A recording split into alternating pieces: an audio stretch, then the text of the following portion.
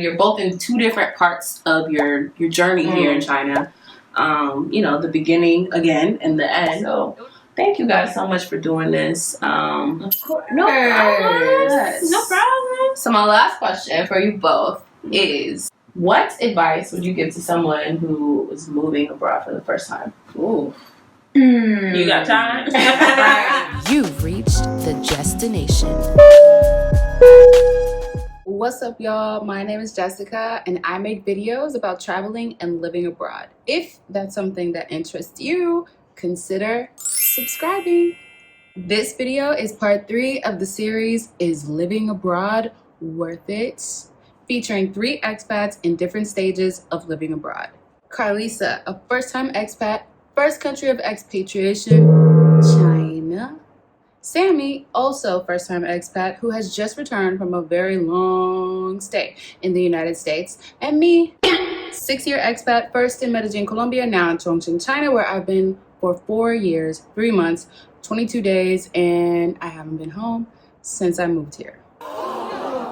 If you haven't seen the first 2 episodes, I highly suggest you start there. In this episode, we're sharing advice for people moving abroad for the very first time. Keep in mind, these are personal opinions. By personal, I mean the opinion of the person who is speaking at the time of stating their opinion. Take them all in with a grain of salt. With that said, let's get into it. You go first.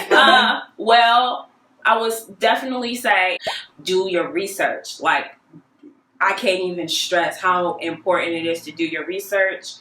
Please, please, please, like, do not sign anything. That's important. Do not sign anything if you are unsure, because like I said, translations are weird. What we think is one thing, it means another. So you could be definitely signing your life away, you don't even know it. So definitely I would say research. I mean, what helped me a lot, the Facebook groups were they were a lifesaver, because between the like how to pack, what to bring, even just navigating WeChat, Taobao, and all these things, like, was a godsend. So I definitely say reach out to people who already live here, because we will give you, like, for sure, we will give you the tea, like, no bullshit, no nothing, like we will give you the tea. I can't even stress that enough. So just make sure all your documents are in order, research. Have a plan, have a goal in mind. That's a good one. Have a goal in mind of something you want to do, whether it's lose weight. We can all attest to, we came here, we wanted to lose some weight. All of us did. All of us wanted to save some money. I don't know about me. I don't think I was. But well, you know, you got your health in order, whatever that was. You know, some people saved money. Definitely, yeah. Obviously, you wrote a book. You know, whatever your goal is, have that in mind, because that will definitely keep you focused. And yeah, I think those are like my main 3 for sure, I would say. Amazing advice. Yes. Well, I do want to piggyback off of one thing she said about the goal. Like, that's really major, because I have been living in the same apartment complex for a minute, and something crazy happened in that complex with this whole after COVID and them realizing a foreigner still lives there, and it shook my world. Like, it just made me feel like I went from being comfortable and being like, oh, I could do this another year. Like, I had told her I had got a promotion at work, and I told her I would do it for probably 2 years. I was supposed to, and that shook my world. Even after coming back from home and knowing, still feeling like I could do another 2 years here, you know. And if it wasn't for this book, if it wasn't for the projects, if it wasn't for the money goals that I had, those things reminded me, I would have been just in the house, depressed, sad, not wanting to leave my apartment and be out, because it was very tough for foreigners, very tough for Black foreigners, and then it was very tough for American foreigners after they started hearing certain things in the news. And so This woman is holding her breath because she believes that she could possibly get sick by passing a foreigner in a park. It was like up and down. At one point it was cool to be American. If you were Black but you were American, we accepted you. Then it was, not anymore because now we only accept the Black Africans because the Americans are like, it was just the whole thing to have to go through, and being a big girl and being out here, it was just a lot. And if you can keep those goals in mind when you come here, don't just come here thinking you're about to be on a pretty much paid vacation. That's not a thing. Ooh, tell them again, but say a lot of people in the back. Let me clear my throat. Yes. Don't think you're about to come here and be on just a prolonged paid vacation. I just want to give a shout out to my friend Mary, who was living here and working at the same school as me and Carlisa. She watched this video and said, "What? I feel like I've been on vacation for 2 years." And I was like, I don't know nothing about that lifestyle, whatever y'all got going on, because that's not me.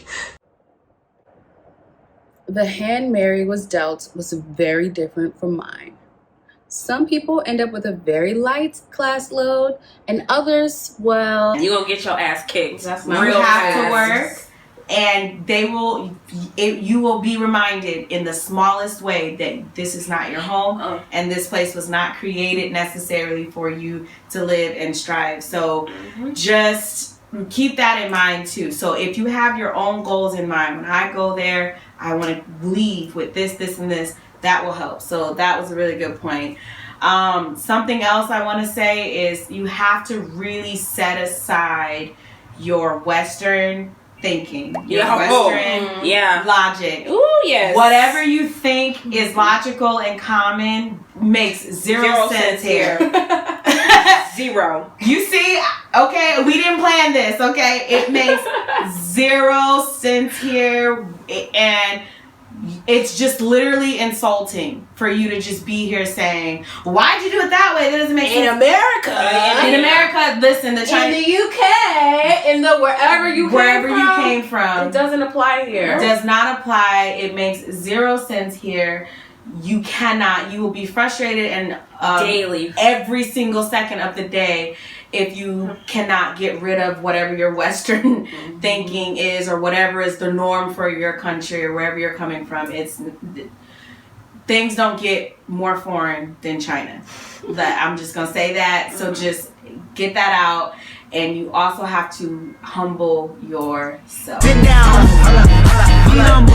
Let me tell y'all, like, I came here like Carlisa. I know how to get stuff done. I pride myself on being witty, being smart, being very quick to figure things out. And like, I don't really need help. I'm gonna figure it out. I'm gonna get it. Who child? Let me tell y'all, I've been here 2 years and I don't know my address. Do you know your address? Like, could you spout your address right now in Chinese? What? Your whole address from start to finish? 可以. Beautiful. She cannot. I cannot. Ma'am. I definitely cannot write it. I can say it. You could have my address sitting on a piece of paper, and I wouldn't be able to recognize it unless it was written opinion. In your defense, their complex is super difficult to say. Like, it's yeah. I know how to get home. Like, I know the complex, but like something as simple as for example, needing to put in my address on the delivery app and having to ask someone to put in my address on the delivery app, having to ask someone to answer the phone for you because you don't know what's happening, or literally not being able to take care of your own business, personal business, having to ask someone how to ask for a particular medicine, like motion sickness medicine, like in Chinese, because you don't know how to say it. Or having to be escorted for doctor's visits. So then the whole company, everybody in the world know that you got whatever you got. Like, there are no HIPAA laws. None. No privacy, nothing. So you really have to humble yourself. I remember just sitting it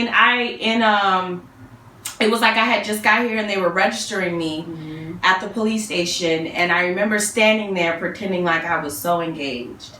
And the girl looked at me and was like, the translator who took me there looked at me, she's like, "Oh, you could go sit down, I got it." And I sat down and just cried. And it was just like, I have 2 master's degrees. I am so smart. I'm writing a whole book. And I don't know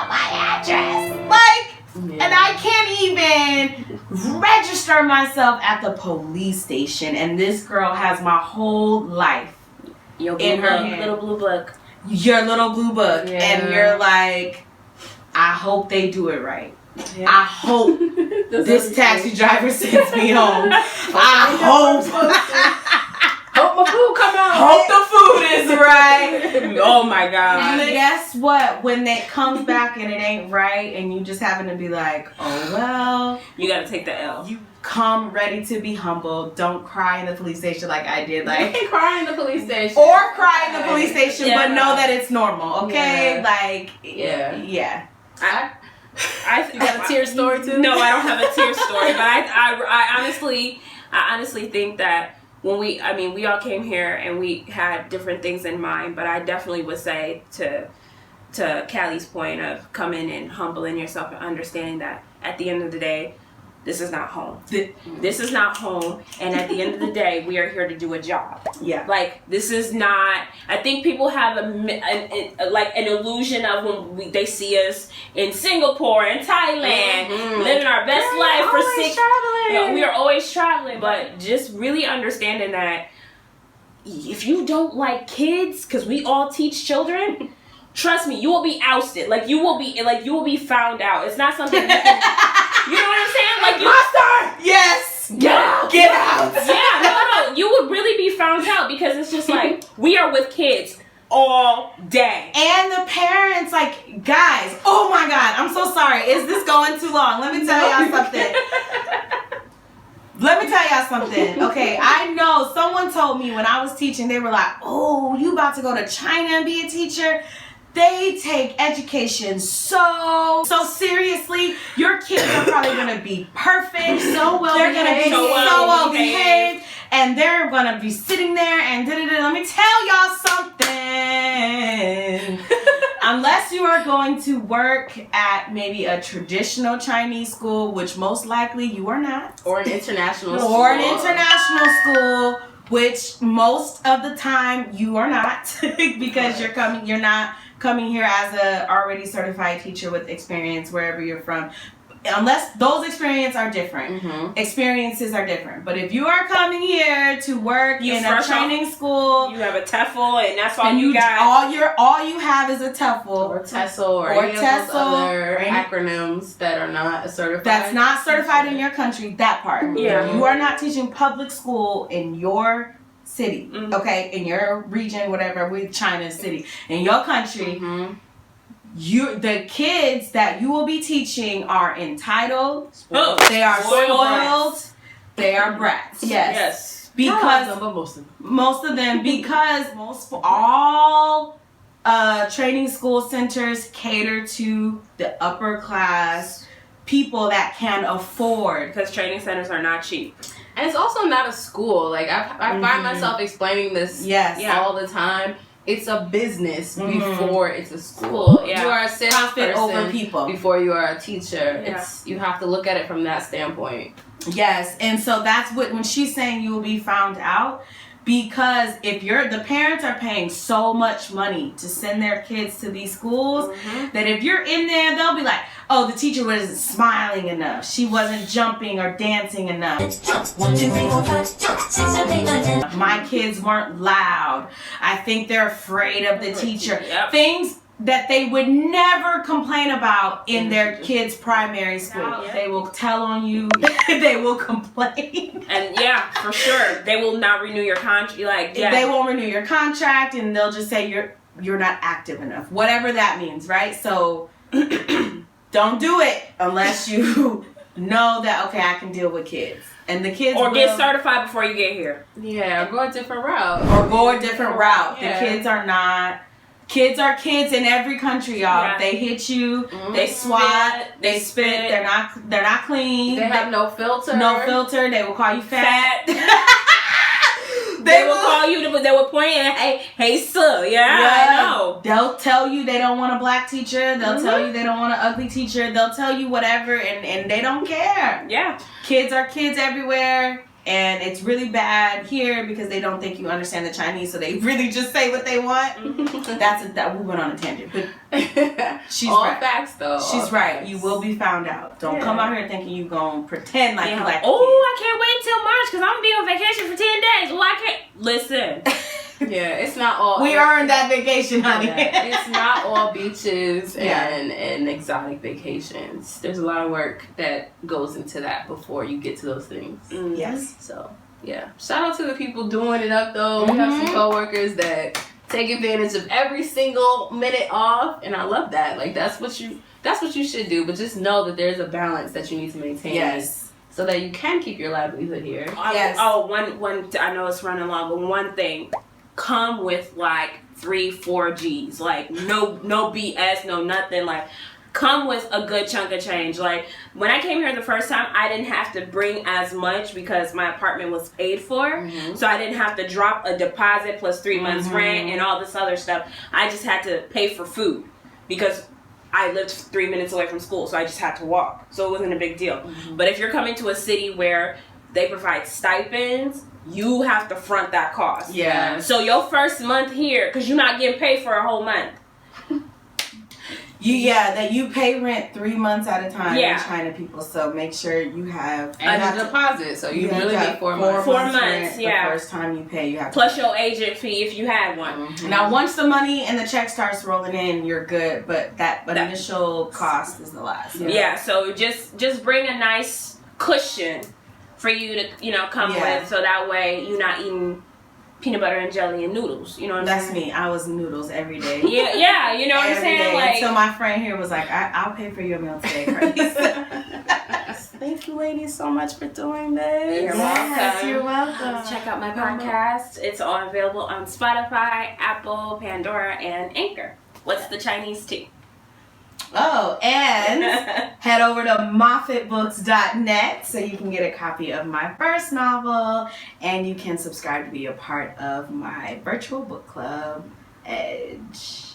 You can find both of their links in the description of this video. But wait.